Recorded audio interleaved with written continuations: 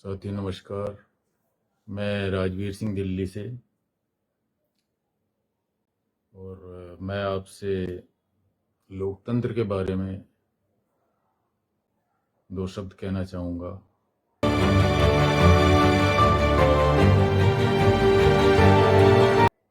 कि लोकतंत्र के लिए बहुत से लोगों ने अपने कुर्बानी दी है, बलिदान दिए हैं और उसमें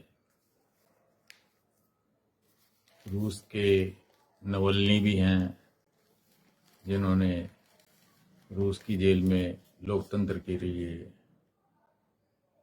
लड़ाई लड़ते हुए अपने कुर्बानी दे दी। नवल्नी रूस के मुख्य विपक्षी नेता थे जिनको कि जेल में जहर दिया गया था। अपुष्ट रूप से जो खबरें आई हैं, हालांकि इनकी पुष्टि तो नहीं हो सकती है क्योंकि जेल में कोई भी स्वतंत्र जांच एजेंसी जाकर जांच नहीं कर सकती है, इसलिए अपुष्ट खबर ही कहा जाएगा इसको। तो साथियों, मैं आपसे नवभारत टाइम्स जो है एक 15 नवंबर का है जिसमें एआई को तानाशाहों के लिए खतरा बताया गया है, और दूसरा है 16 नवंबर का जिसमें कहा गया है कि शी तानाशाहों से भी एक कदम आगे हैं। शी जिनपिंग चीन के राष्ट्रपति हैं और लोकतंत्र में एआई को तानाशाहों के लिए खतरा बताया गया है, लेकिन ये तानाशाही को एआई कब तक खत्म कर पाती है या नहीं कर पाती, या हो सकता है कि तानाशाही एआई की मदद से और मजबूत हो जाए, तो अभी कुछ कहा नहीं जा सकता है। लेकिन साथियों, गरीब जनता जो है वो तानाशाही से कैसे छुटकारा मिल पाए उसको, ये एक सोचने का विषय है। क्योंकि जो गरीब व्यक्ति है उसको एक पुलिस का सिपाही भी धमका देता है, गाली भी दे देता है, और ज़्यादा वो अगर गरीब व्यक्ति पढ़ता है या कुछ अपनी बात रखने का प्रयास करता है या विरोध करता है तो उसको एक दो डंडे भी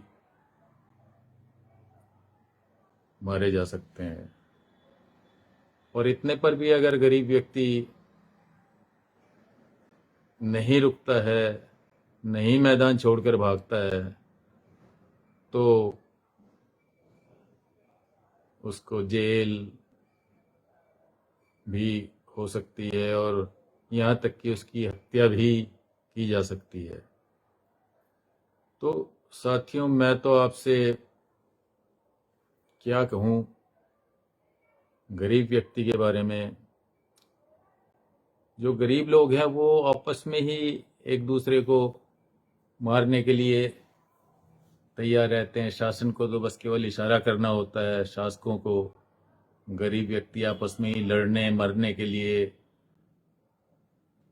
हमेशा तैयार रहते हैं। वो उनको शासक को पुलिस की जरूरत भी नहीं पड़ती, उनको केवल जो है हिंदू मुस्लिम के झगड़े में उलझा दो तो वे आपस में लड़ मरेंगे, या जातियों के झगड़े में उलझा दो, स्वर्ण गैर सवर्ण, स्वर्ण दलित, बहुत से जो है वो हो सकते हैं। तो लोकतंत्र का गरीब आदमी के लिए क्या महत्व है? मुझे तो लगता नहीं है कि लोकतंत्र से गरीब व्यक्ति को कोई फायदा हो रहा हो। और लोकतंत्र जिस चुनाव प्रणाली पर आधारित है वो चुनाव प्रणाली केवल अमीरों के, शासक वर्ग के हित में ही काम कर रही है और हमेशा से करती रही है। आप देखिए, महिलाएं हमारी जनसंख्या का आधा भाग हैं, लेकिन लोकतंत्र में या राजशाही में या पहले कभी किसी भी शासन व्यवस्था में महिलाओं का आधा भाग कभी नहीं रहा है। तो साथियों, मैं आपसे यही कहना चाहता हूँ, पूछना भी चाहता हूँ कि जो जनसंख्या, आधी जनसंख्या है, क्या उसका शासन में, प्रशासन में अधिकार 50% नहीं होना चाहिए? उसको आधा भाग जो है शासन में नहीं मिलना चाहिए? मिलना तो चाहिए, लेकिन लोकतंत्र नामक जो ये व्यवस्था है और इसमें जो चुनाव हैं, उसमें महिलाएं करोड़ों रुपए खर्च करके कैसे अपनी हिस्सेदारी ले सकती हैं? और यही महिलाएं जब जन्म लेती हैं तो उस समय भी चुनाव होता है और उस समय शासक वर्ग, वर्ग, पुरुषवादी मानसिकता ये चुनाव करती है कि इस महिला को जन्म लेने दिया जाए या गर्भ में ही मार दिया जाए, या जन्म लेने के बाद उसको अफीम चटाकर मार दिया जाए। तो साथियों, चुनाव का कमजोर आदमी के लिए, गरीब आदमी के लिए मेरे ख्याल से कोई मतलब नहीं है। लेकिन अगर हमें इस पूंजीवादी व्यवस्था में कुछ फेरबदल अगर हम नहीं कर पाए तो धीरे धीरे ये दुनिया हम अपने हाथों से ही नष्ट कर लेंगे। अब आप देख रहे हैं पॉल्यूशन का क्या हाल है। पॉल्यूशन इतना बढ़ गया है कि AQI 500 को भी पार कर गया है दिल्ली में। तो ये चीजें हम समझ नहीं पा रहे हैं। व्यक्तिगत तौर पर जो है हम अपनी जिम्मेदारी महसूस नहीं कर रहे हैं, जबकि ये बहुत ज़रूरी है। और अगर हम जल्दी ही इस बारे में हमने सोचना शुरू नहीं किया तो शायद बहुत देर हो चुकी होगी। ये एक तरह से हार्ट अटैक से मरने वाली बात होगी कि जब पल्स हमारी जो है ज़रूरत से ज़्यादा तेज हो जाती हैं तो फिर हमारे पास वापस लौटने का रास्ता नहीं रहता है, सीधे मृत्यु का ही रास्ता बचता है। तो साथियों, हमें इस चुनाव व्यवस्था में थोड़ा सा परिवर्तन करके महिलाओं को और गरीबों को स्थान देना पड़ेगा, भागीदारी देनी पड़ेगी। तो तभी जो है कुछ बदलाव आ पाएगा। मैं पूंजीवाद के खिलाफ नहीं हूं, ना ही मैं मार्क्सवाद के समर्थक हूं। मेरा तो न्याय के लिए एक समर्थन है, क्योंकि न्याय ही एक ऐसी चीज है जो मानवता को बचा सकता है, सच्चाई और न्याय। और ये कैसे है, मैं पूंजीवाद का समर्थन नहीं कर रहा हूं, लेकिन पूंजीवादी जो प्रॉफिट कमा रहे हैं अपने पैसे के द्वारा, मैं उसका भी विरोध नहीं करता हूं, लेकिन वो प्रॉफिट न्यायपूर्ण होना चाहिए, मांग और आपूर्ति के आधार पर होना चाहिए। लेकिन आजकल हो क्या रहा है, आप अच्छी तरह जानते हैं कि लाभ के लिए अगर किसी की जान भी लेनी पड़े तो व्यापारी लोग, पूंजीवादी लोग उसमें भी गुरेज नहीं करते हैं। आपने देखा होगा कि नकली शराब पीने से आज 50 आदमी मारे गए, कभी 150 आदमी मारे जाते हैं। तो ये क्या है? एक इलीगल प्रैक्टिस है लाभ कमाने के लिए। और ये प्रैक्टिस कब रुकेगी? जबकि गरीबों को भी इस व्यवस्था में स्थान मिलेगा, बुद्धिजीवियों को स्थान मिलेगा। और जो अभी व्यवस्था पूंजीवादियों के या शासक वर्ग के पूरी तरह नियंत्रण में चल रही है, वो तीनों वर्गों के नियंत्रण में आएगी। तभी जो है कुछ बदलाव आ पाएगा, न्यायपूर्ण कार्रवाई संभव हो पाएगी। अदरवाइज कभी कुछ लोग जो होंगे मेरी उम्र के, जो 60 साल से ऊपर के होंगे, तो उन्हें शायद याद होगा कि जैन बंधुओं ने एक बार विदेश से गाय की चर्बी आयात करके देसी घी के नाम पर बेची थी। फिर उसके बाद एक और घोटाला मुझे याद है कि जब सरसों के तेल में कुछ जहरीले बीजों का तेल मिक्स करके बाजार में उतारा गया था, तो उस तेल को खाने से भी हजारों लोग मारे गए थे। तो साथियों, ये केवल इसलिए होता है कि जो पूंजीपति हैं उनकी फैक्ट्रियों का इंस्पेक्शन करने के लिए गरीबों का कोई पैनल नहीं होता है, बुद्धिजीवियों का पैनल नहीं होता है। और जो सरकारी पैनल हैं उन पर जो है उनके पूंजीपतियों के नेताओं के दबाव से वो कार्रवाई नहीं कर पाते हैं। तो फलस्वरूप पूंजीपति अपनी इलीगल कार्रवाई में, मिलावटखोरी में कामयाब होते रहते हैं।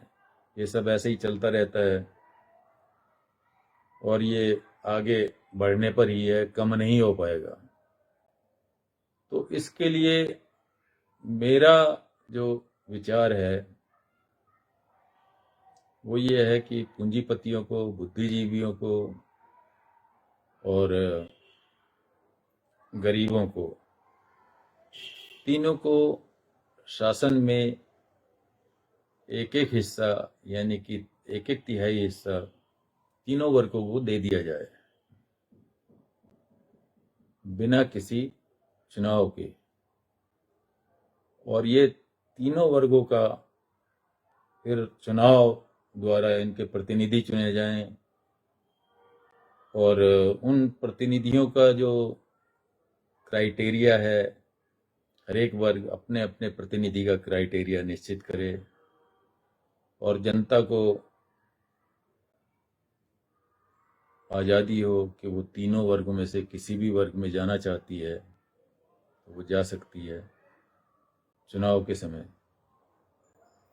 और फिर लेकिन बीच में वो अपना जो है पाला नहीं बदल सकती है जनता। वो जिस वर्ग में उसने चुनाव में जिसको वोट दिया था, वो 5 साल के बाद ही जो है अपना वर्ग बदल सकते हैं कि भाई पूंजीपति वर्ग को किसी ने अगर वोट दिया है और वो गरीबों के वर्ग में आना चाहता है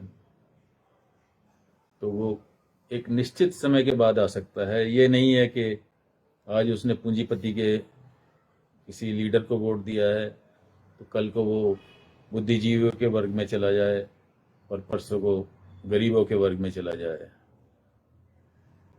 तो इससे एक जो सरकार बनेगी वो सरकार पूंजीपतियों को नियंत्रण में रखेगी और बुद्धिजीवियों को भी नियंत्रण में रखेगी और गरीब भी अपने हितों की रक्षा कर पाएंगे। तो साथियों, मैं तो केवल इतना ही कहना चाहता हूं कि लोकतंत्र खतरे में है। अब जो मार्क्सवादी हैं, चाहे वो भारत की मार्क्सवादी कम्युनिस्ट पार्टी के सदस्य हैं, लेकिन वो चीन का जो है बहुत गुणगान करते हैं, चीन की बहुत तारीफ करते हैं, लेकिन असलियत क्या है हमें अंदर का चीन का जो है इतना पता नहीं चल पाता है, और ज़्यादा हमें पता करने की ज़रूरत भी नहीं है। मेरा तो ये मानना है कि अगर मार्क्सवादी कम्युनिस्ट विचारधारा के लोग अपना अलग कुछ करना चाहें तो भाई आप भी कीजिए।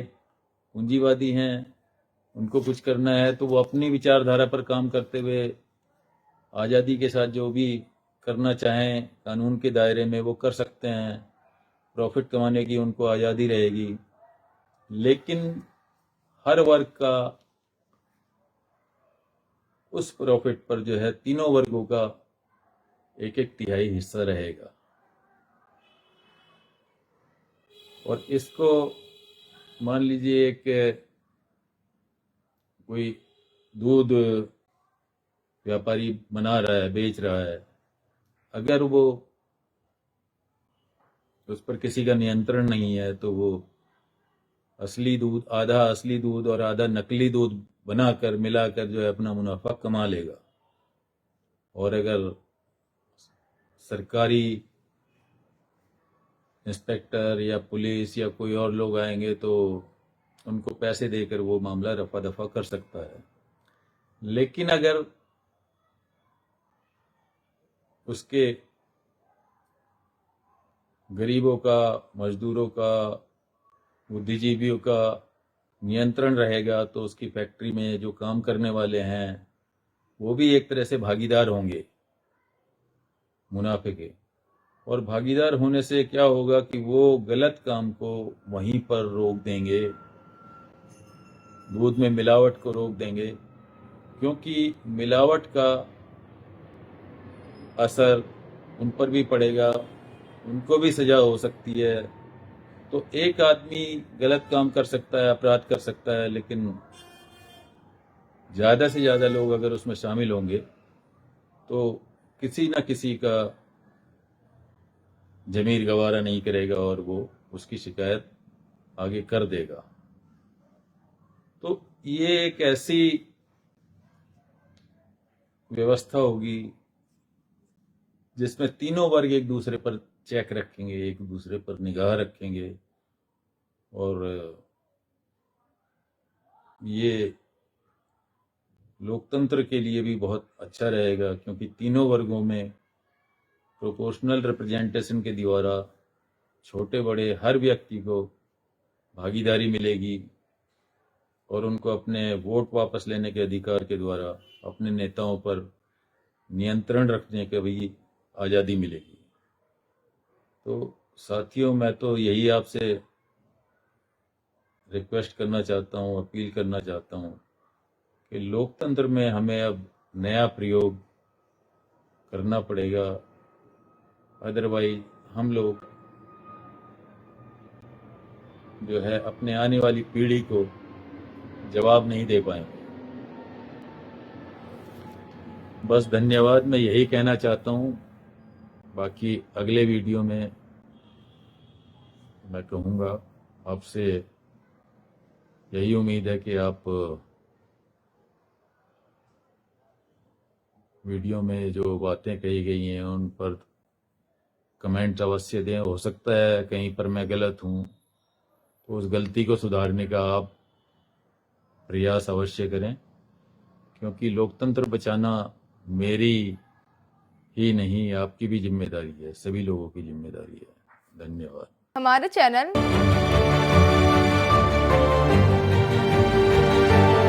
लाइक, शेयर, सब्सक्राइब देखना मत भूलिएगा। जय भीम, जय भारत, जय संविधान, नमो बुद्धाय। धन्यवाद। चैनल आर्थिक समस्या से गुजर रहा है।